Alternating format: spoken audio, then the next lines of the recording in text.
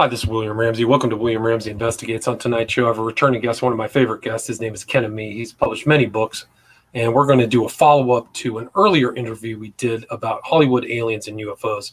That first book was Hollywood Aliens and UFOs first showing, but this is going to be the second showing. So he has some interesting topics in this book, some that I'm familiar with, some that's not. But Jodorowsky's Dune is predominant in this book, and that's a fascinating documentary, but also an interesting person. Jodorowsky I cover in my book, Children of the Beast, and kind of his connection to Crowley and the occult. But Ken's going to talk more about that. So Ken, Ammi, are you there? Yes, sir. Thanks for having me back. Awesome. Well, thanks for agreeing to the interview. Can you talk a little bit about your background and what led you to the second showing and the information in this new book? Well, this book series is, as the title implies, Hollywood Aliens and UFOs. So I'm reviewing movies with alien and UFO themes in them.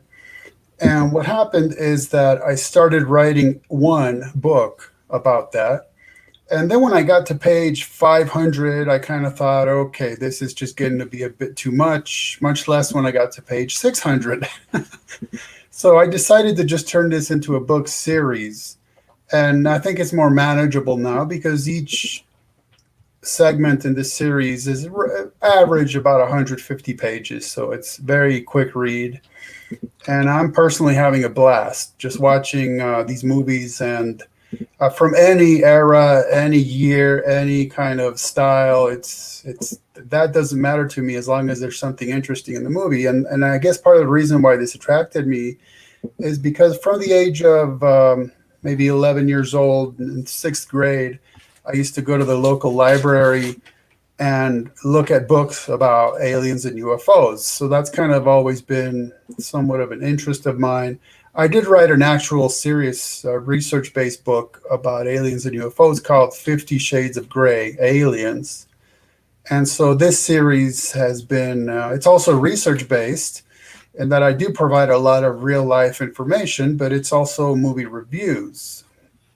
So that's been really interesting. And then I definitely find that there's themes that show up time and again and again and again and again, regardless of whether the movie is from the golden era of sci-fi or it's brand new. It's the same concepts that repeat themselves. And one of which I'll put this way, the technocratic unholy trinity is high tech, evolution, and the occult. And I find those three themes show up whenever I'm looking into issues of transhumanism, which is AKA futurism or humanity plus, known by any other name, and also in issues to do with aliens and UFOs. It's the same thing, high tech, evolution, and the occult. Those three are just never too far apart from each other. And so I'm finding those themes along with the concept of what used to be called ancient astronaut theory. Now it's updated to ancient alien, but it's the same kind of thing because it touches upon evolution, and then it touches upon the high tech, and then it touches upon occultism. It's just, it's inevitable, just over and over again. Same themes, right? Same things, absolutely. And then you have you talk about theology and the occult in these kind of UFO things involving particularly Scientology. Can you talk about that? Well, Scientology, along actually with the Nation of Islam, okay, not Islam itself, but the Nation of Islam, right, or AKA the Black Muslims. Those are two examples of UFO cults. I mean, that's really what they are. So Scientology, as it became very well known, when you get to the operating thetan level 3, right, OT3, you find out that it's a great space opera about an intergalactic warlord named Xenu, who, to deal with overpopulation, basically packed up a bunch of aliens into craft and flew them to Earth, dropped them in a volcano, and then threw bombs into the volcano to explode them. And this is said to have caused, of course, the death of the aliens. But what happens is that their spirits live on and roam the earth, and those are called thetans. Okay, and then those spirits, once humanity finally came around, so there you have the evolution aspect. You already had the high tech aspect, right? Right. of the spacecraft and the aliens. And then the occult aspect is that then supposedly when humans finally came around, these spirits attached themselves to us. And then they're called body thetans. And those are what cause our psychological and emotional problems. And Scientology is basically claimed to be the therapeutic solution to those problems. So in essence, you're looking at a form of demonic possession, Right. with the Scientologies being the styled exorcists, right? Right. So you have to do all of the rundowns and get the funny, Campbell soup cans and do all the training and pay a lot of money to get rid of them. That's the Yeah. problem. Right? So yeah, in fact, did you hear about the guy that did not pay his exorcist? No, what happened to him? Yeah, he got repossessed. Right. Right. Well, that's actually apparently there was a story about a crash of a plane in D.C. It hit a bridge. It was very cold, but they say that the pilot had a psychotic break from his Scientology training.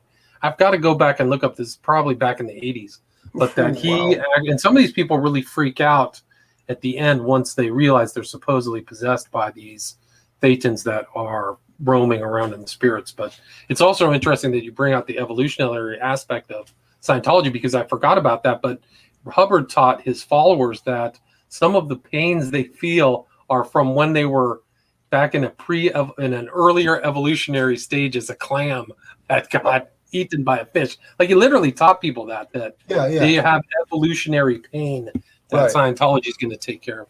So that's really interesting. Yeah. So one thing he talked about is how the hinge in the clam, right? The hinge between the two parts of the shell, eventually evolved into the human jaw. That's what he claimed.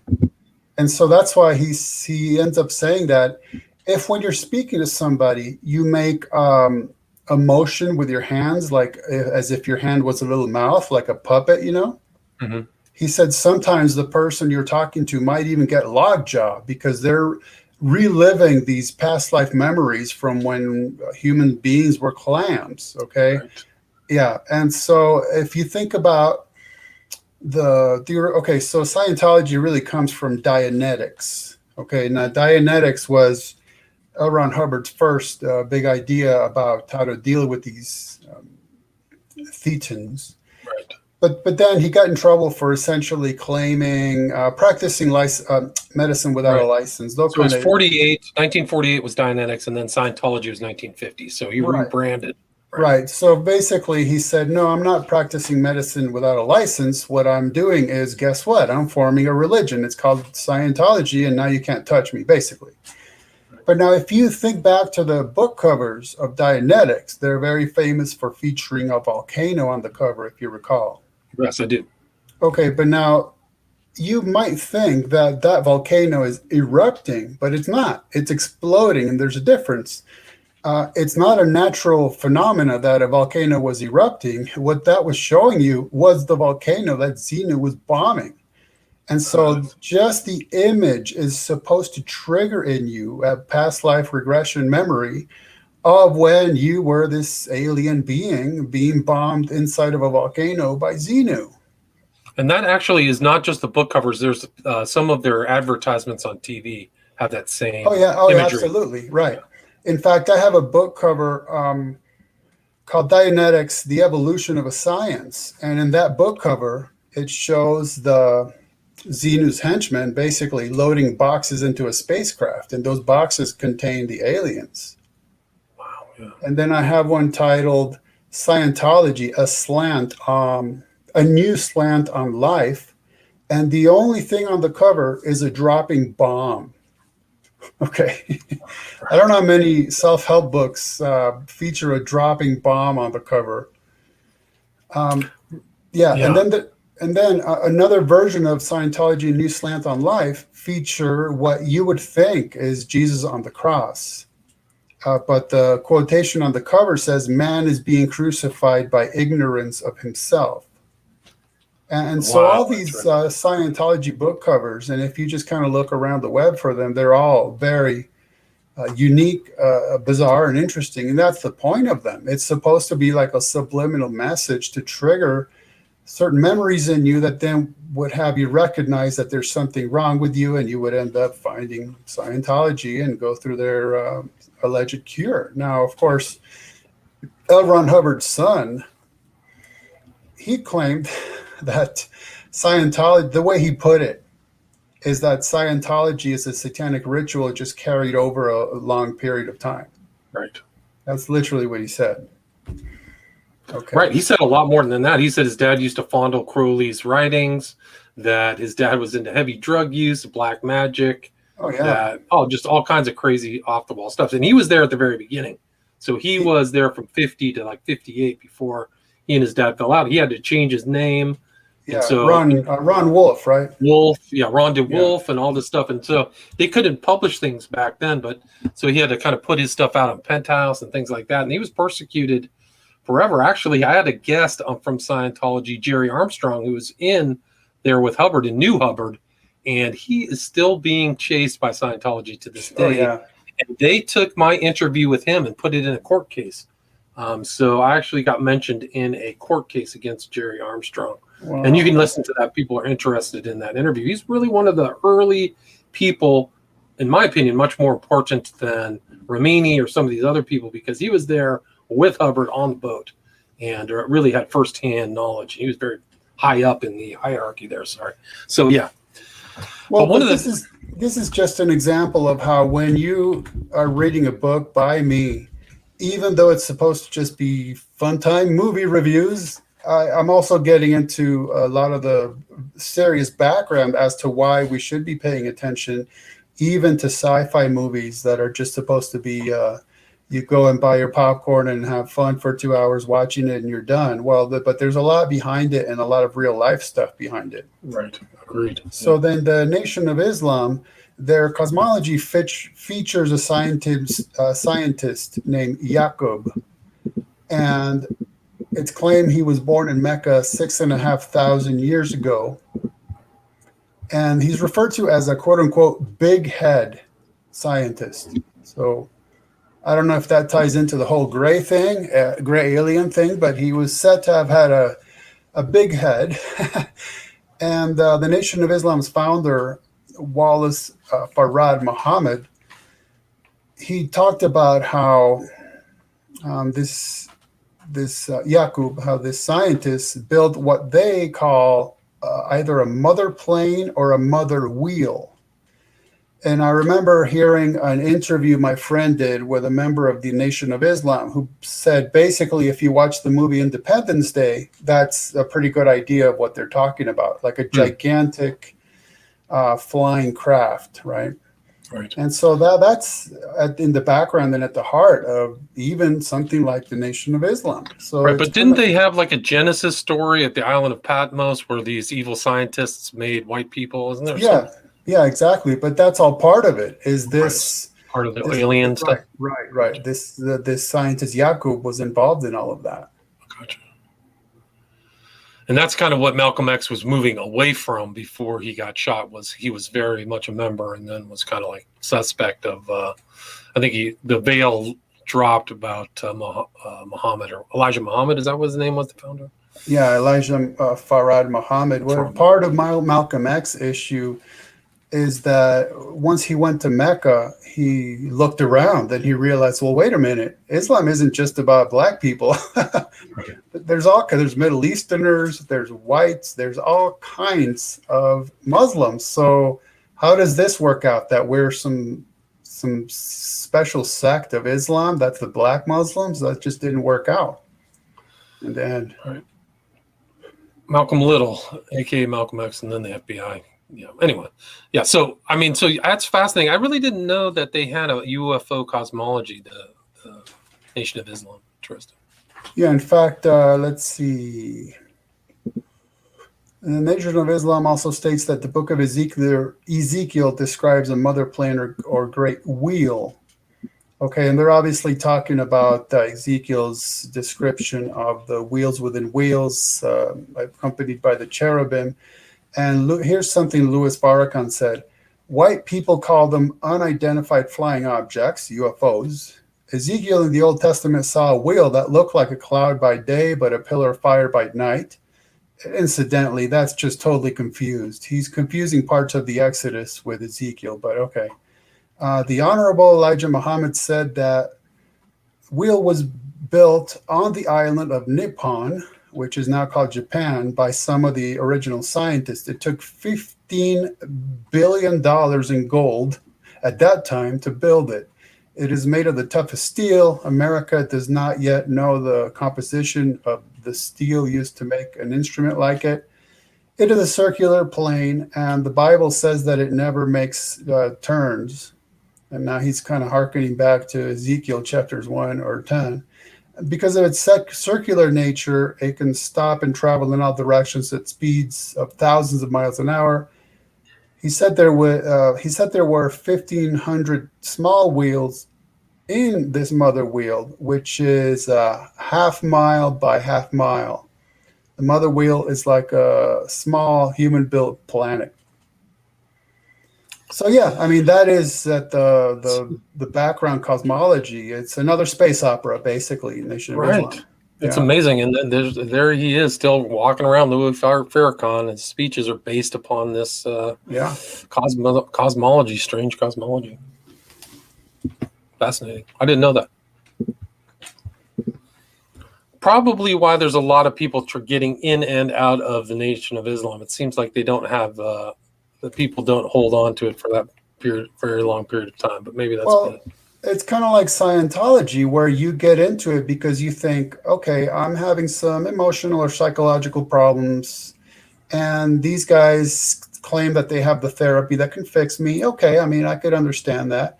And then the further up the levels you go, you end up finding out that you're stuck in this sci-fi space opera, and it's all about exorcising alien entities that have attached themselves to you. And a lot of people go, okay, no, see, that's just not what I'm in here for.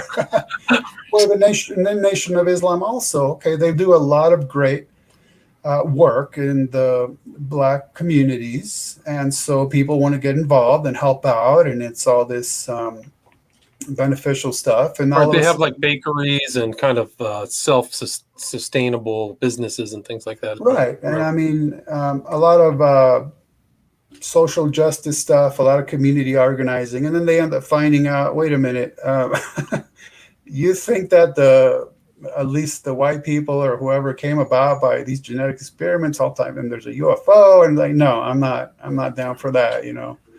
So that's what happens with these groups. The further you go in, you either are fully on board, or you end up coming to your senses and thinking, this is not what I got in this for, right? Right. I think Elijah Muhammad had like a bunch of illegitimate children. He was definitely in the vein of a cult leader, in my opinion, much like Hubbard, I would say. Yeah, in fact, one thing that Ron Hubbard Jr. mentioned is that he found out he is a survivor of an abortion attempt by his own dad, L. Ron Hubbard. In other words, when L. Ron Hubbard, his wife was pregnant with him, L. Ron Hubbard himself personally attempted to abort him. Right, like it was some kind of like a literal what do you call it? Like a wire hanger or something crazy, just craziness. Yeah, Hubbard was L. Ron Hubbard not well in his head. It's just amazing that these people get away with these cosmologies and they're not really exposed, not as much. I don't know why Farrakhan has any legitimacy in the Black community. I mean, I guess he has some, but at a certain point, I mean, it's definitely not Christianity. It's not some form of Baptist or anything like that. It's odd anyway. But again, part of it is because you can overlook someone's moral or logical failings if you see that they're doing good things in your community, right? So, I mean, hopefully at some point you'd have enough integrity to drop the whole thing, but it's kind of difficult to get away from when you're not in the best of cities or neighborhoods and someone's helping you and you don't want to rock that boat. You know, it's pretty sad, but that's just the reality of life on the ground. Well, that's my understanding of some of the Scientology splinter groups or whatever, the subgroups like Narcanon or some of these other things. They hit you with the heavy Scientology internal doctrines. They just say, oh yeah, we're here to help. We want to get you away from psychiatrists and get off of psych meds and blah, blah, blah. And then later on, it's like, oh, by the way, we want you to start taking some of these classes and tell you about this. And that's, yeah. So some people get out of Scientology that way anyway. Yeah. Do you want to talk about Jodorowsky's Dune? So what's interesting here, it's a movie review book, and the first movie I review is not actually a movie. It is actually a documentary about a movie that was never made. And it's very famous for never having been made, but always being something everybody actually wants to see, but will likely never happen. So this was a 2013 documentary titled Jodorowsky's Dune by Frank Povich, and it pertains to a proposed adaptation of the 1965 novel by Frank Herbert, right? The Dune novels. Classic. Now, a movie did end up being made from the novel, the 1984 version by David Lynch, because Jodorowsky's never got made. So a few decades later, Lynch was able to do it. But so this documentary is all about Jodorowsky telling the story about his ideas for the movie and how his preparations for the movie. I mean, he had cast people, he had people working on design. Basically, it was virtually ready to go. The only thing left to do was turn on the cameras, but it just never happened, right? Right. And he had like a really solid kind of artistic cast. You had people like Dan O'Bannon, like he was the special effects. You had Geiger or Giger, whatever, however you want to pronounce it, H.R. Geiger.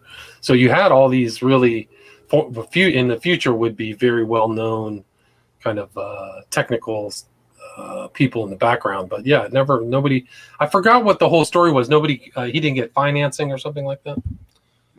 Well, yeah, I'll read you a little quote about that in a second. But Okay. what's important about O'Bannon and Giger is that they ended up becoming very famous for their work on Alien, Ridley Scott's Alien, right?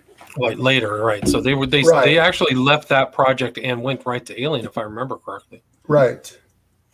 And what's interesting is that O'Bannon's wife, he's passed away, but O'Bannon's wife claims that he wrote his own version of a Necronomicon. Huh.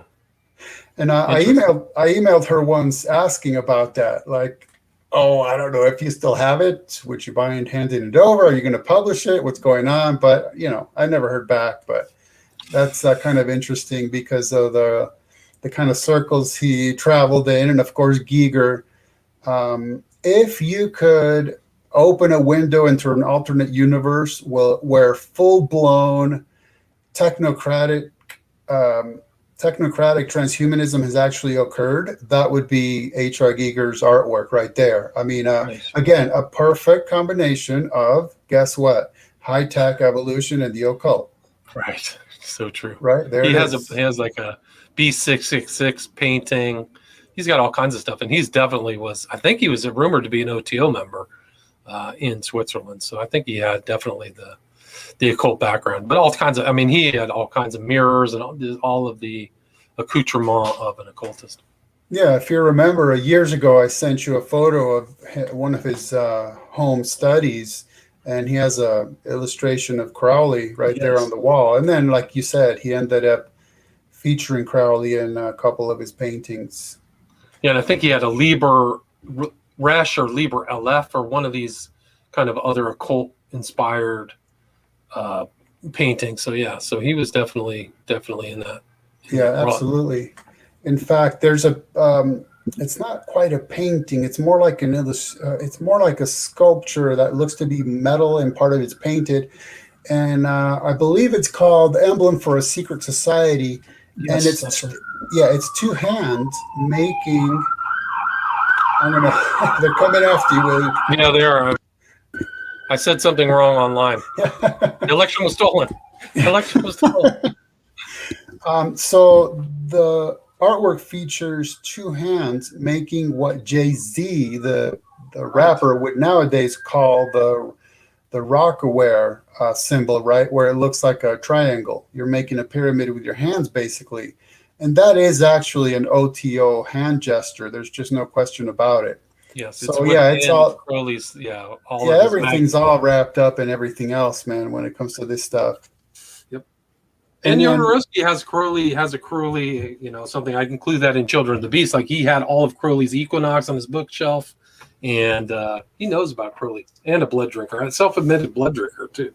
but I mean, one of the reasons I decided to review a documentary about a movie that was never made is that Jodorowsky is just very, very open about how for him this was like a mystical experience, an alchemical type of thing. It's very, very quote unquote spiritual. And one thing I thought to note is that in Jodorowsky's movie El Topo, it's really it's a Western movie. I mean, Western like cowboys, but very mystical and alchemical. So, for example, the movie begins with him riding his horse across the desert sands with his son on the back of the horse with him, but his son is completely naked except for a hat. And then they get off the horse, and he hands his son his little toy and says, "Today you are 7 years old. Now you are a man. Bury your first toy and your mother's picture." So, I mean, instantly you know that there's something there that's alchemical. Like he's supposed to make this transition and lose his former self and come into sort of the enlightenment of his new persona. And then part of the movie's El Topo, part of the movie's premise is that the Jodorowsky character is supposed to travel around fighting all the master gunfighters and killing them one by one until he himself becomes the gunfighter. And once he achieves this, he becomes a cross-dressing drag queen guru. I mean, wow, wait a minute, what just happened here? Right? And then he's like literally sitting in a cave meditating, done up like a drag queen. Like, wait a minute, what just happened? I thought I was watching a Western.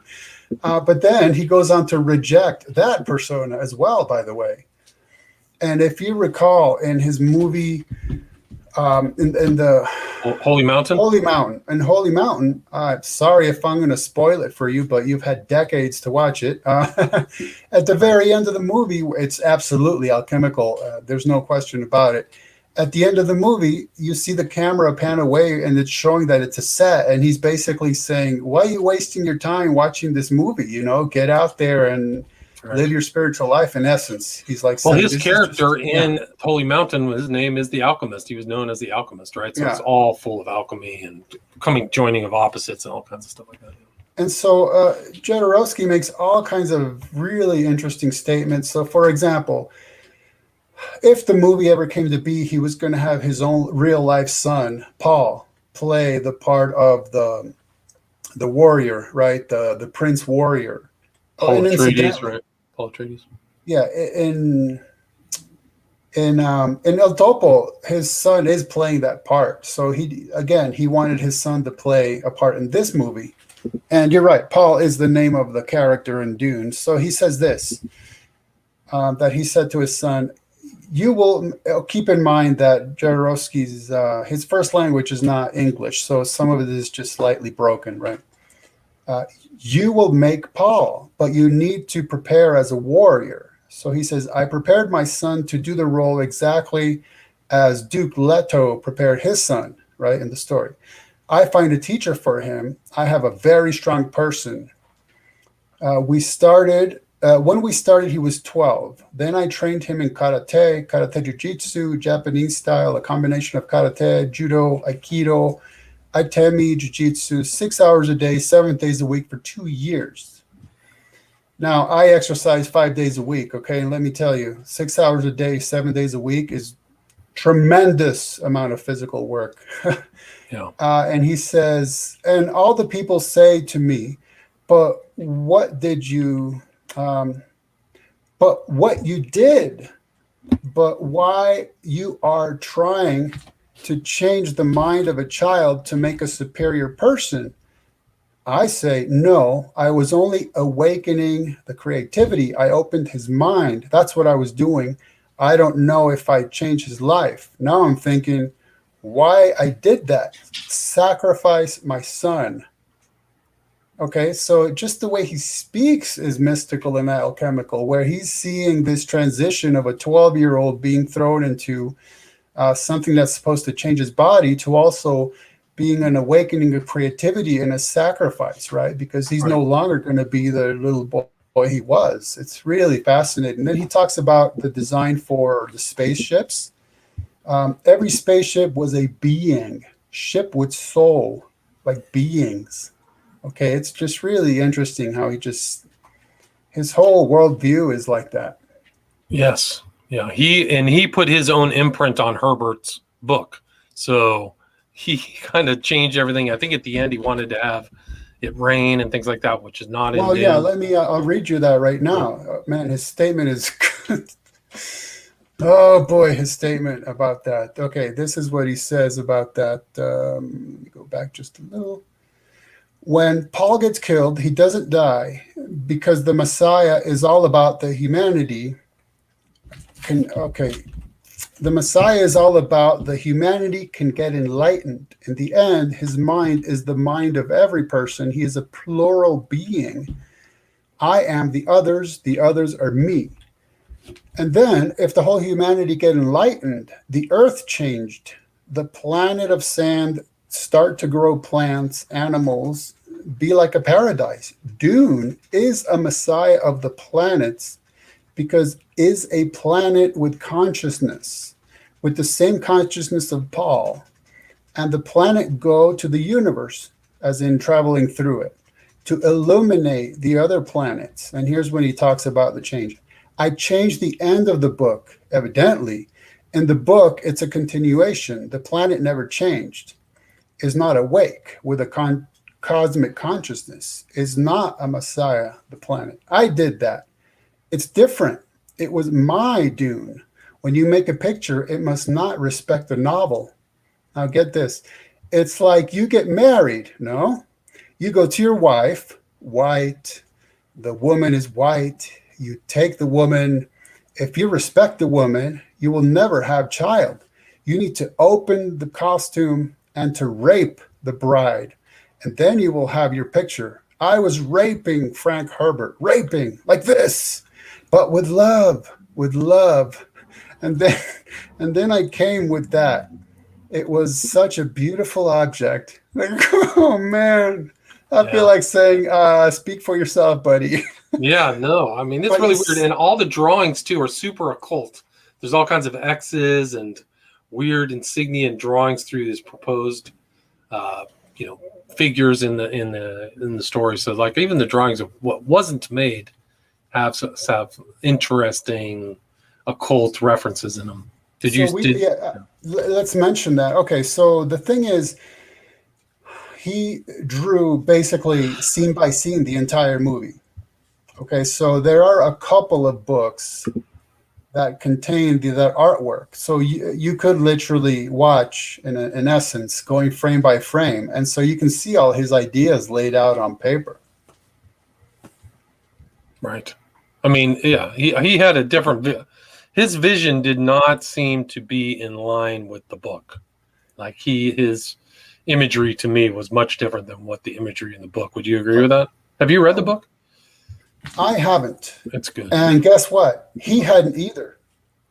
Okay, well, that makes sense. No. Okay. And it doesn't matter to him because his point is that he was going to take this story and make it himself. That's why he talked about that he raped him, because to him it just was a non-issue. His point was to get a vague idea of what the story was about and then make his own thing out of it, right? Gotcha. So it wasn't like I'm going to really make a story that's as close to the novel as possible. It just that it didn't matter to him. That just wasn't an issue. But let me read you another interesting thing he says. Come on. You have to be like a poet. Your movie must be just as you think of it and just as you want it. Do not take comments to change this or that from this person or the other. No, the movie has to be just like I dreamed it. The picture needs to be exactly as I dreamed the picture. It's a dream. Don't change my dream. The system, this is actually interesting. The system makes us slaves without dignity, without depth, with the devil in our pocket. This incredible money are in our pocket. This money, this S word, this nothing, this paper who have nothing inside. Movies have heart, have mind, have power, have ambition. I wanted to do something like that. Yeah, he definitely had that real kind of mystical outlook and approach to that whole project. Absolutely. Have you ever seen he made his own tarot cards? Are you aware of that? Like, and his whole concept is what, psychomagy or psychomagic? Yeah, that sounds familiar. I haven't looked at that for a while, but that definitely sounds familiar. But he's there flipping cards. He does a lot of, no, I wouldn't say it's like Marina Abramovich, but a lot of kind of live art type stuff, in front of crowds. So yeah, the only different, so performance art. What's that? Performance art. Performance art. Thank you. Much better. But the difference is Jodorowsky actually has artistic abilities, whereas most performance artists like Abramovich, they actually have no real artistic ability, so they try to make up for it by making spectacles of themselves. Yeah, I would agree with that. Definitely agree with that. So another note on Jodorowsky, another quote here. What is the goal of life? It's to create yourself a soul. For me, movies are an art more than an industry. And then he says, I wanted to make a film that would give people who took LSD at the time the hallucination that you get with the drug, but without hallucinating. I did not want LSD to be taken. I wanted to fabricate the drug's effect. Right, so that's kind of his mindset for the cinematography and an artistic look of the movie, is to be like a hallucination without having to hallucinate. Makes sense. I mean, it has that feeling when you watch when you look at those. Have you ever seen the picture of Jodorowsky with Donald Cammell and Kenneth Anger, 1971? It's an interesting, just like a moment. I don't think so. Yeah, no, it's interesting because they were at some kind of art showing in London, but there he is with the guy who's a self-admitted warlock who follows Crowley, and a guy who literally sit on Crowley's knee, Campbell did, and was in Anger's movie. It was, was he in? He was in Lucifer Rising, yeah. Oh, yes.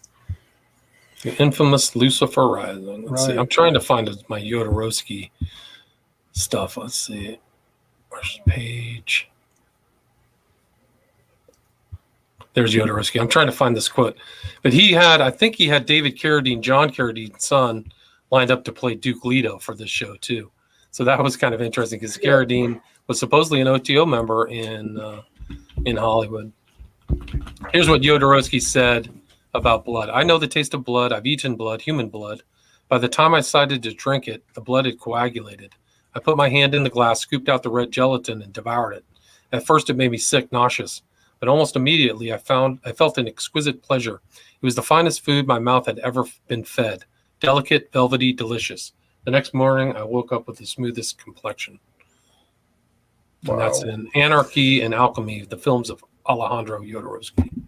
That's really interesting because Kim Kardashian has been known to get blood facials. Right. And that's why, because they said it rejuvenates the skin. And if you take this all the way back to a princess named Elizabeth Bathory. She is known as the actual real life motivation behind Dracula, because Count Dracula, he was a mass murderer, but he didn't actually drink blood. Where Bathory, so the story goes, she struck one of her maids and some of her blood got on her own skin, and she perceived that her skin looked younger after that. So then she took to bathing in human blood. Yeah, and she killed hundreds of people. I mean, I Yeah. think that there were hundreds. It's kind of like Gilles de Rais, like something really in that same era. And she's still heralded as like a really ghoulish monster. But Jodorowsky, I don't know if you know this, but he officiated at Marilyn Manson's wedding. So, and he was dressed as the alchemist. And Jodorowsky, really, his imagery influenced Kardashian's husband. What's his name? Oh boy, West. Yeah, Now, Kanye West. also, Mick Jagger from the Rolling Stones was supposed to be in this movie as well. Oh, really? I didn't know that. Yeah, and you know that he played a major role in one of Kenneth Anger's film, right? Lucifer Rising. That's right.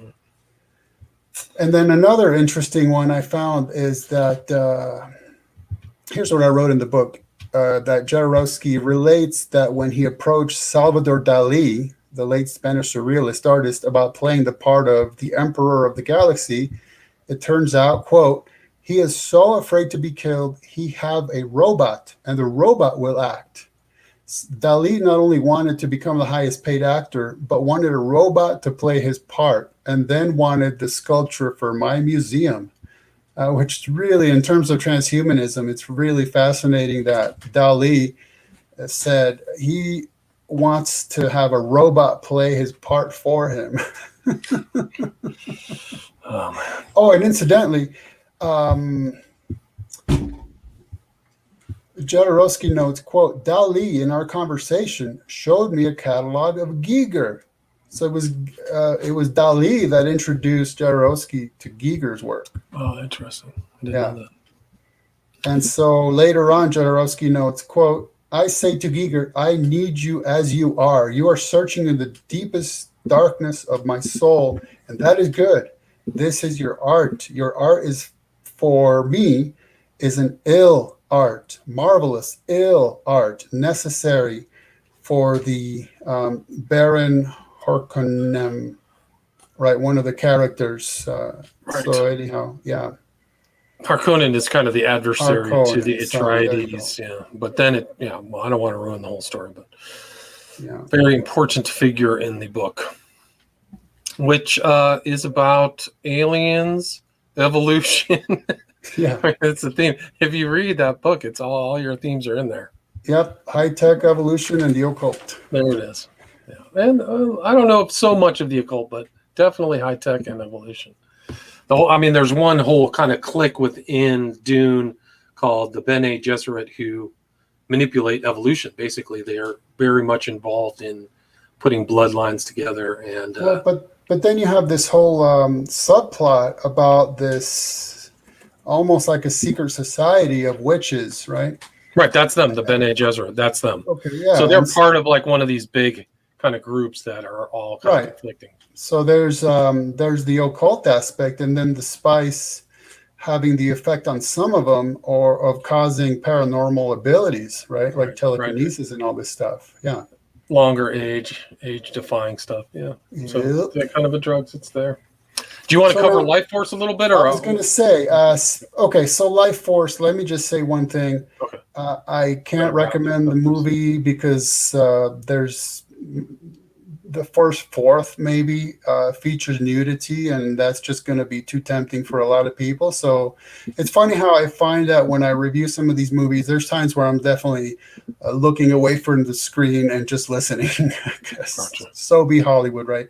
But now speaking of O'Bannon, well, guess what? The movie Life Force, directed by Toby Hooper, 1985, it's accredited to having been written by Colin Wilson and Dan O'Bannon. Interesting. And Don Jacoby, with Michael Armstrong and Olaf Pooley being uncredited. So there's O'Bannon again, because of course he was very well known in the sci-fi scene. And Colin Wilson, well, we know he went on to write books about the occult and Crowley and all kinds of just incredible output. That guy wrote a ton of books. Yeah. Really interesting. And so in this case, the movie begins with a This is interesting because it's 1985 and they're featuring a space shuttle, which what then was like pretty new technology. And so there's a space shuttle crew and they come upon this enormous craft that is alien. And so they enter it to maneuver it. And now the space shuttle craft is called the Churchill, which is not surprising because the movie is based out of England. And the first spacecraft it's said to be the first spacecraft equipped with a Nerva engine, which made me think of Minerva, the Roman goddess, right? So, I mean, instantly you're getting some weird stuff happening. They enter this craft and encounter that it's populated by beings that apparently passed away a long time ago because their bodies are very desiccated. It's like they're just shriveled up, mummy-like, Mm-hmm. And so those beings look like gigantic bats. I mean, gigantic meaning our size, like giant compared to the usual size of bats. They're like a bat-like species of aliens. But then the more they go into what I would call the unholy of unholies of the craft, then they find a room wherein there are all these crystal structures that contain bodies of what look just like human beings. And so this is where we encounter what the script just has as Space Girl. Okay, and Space Girl is the one that ends up naked for a fourth of the movie, but she's the feature, the feature character. So, long story short, they end up back on Earth, and it turns out that, kind of to give the movie away again, you've had since 1985 to watch it. Okay, so don't blame me if I blow it for you, but they end up back on Earth, and it turns out that these aliens really are bat-like creatures. It's just that they also have the capability of seeing into your mind. And the issue with these crystalline structures is that while the aliens outside of these structures were dead, the ones inside were like in a cryogenic type sleep, right?